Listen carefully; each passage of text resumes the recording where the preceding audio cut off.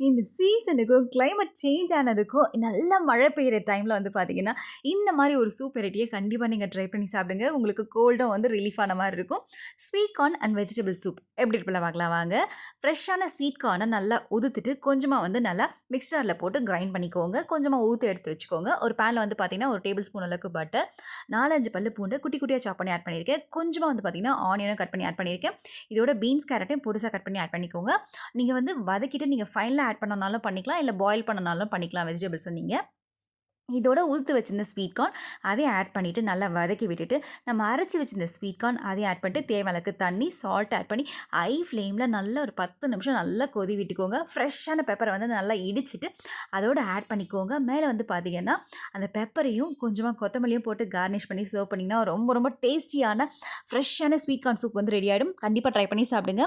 சுவைக்கான தேடல் தொடரட்டும்.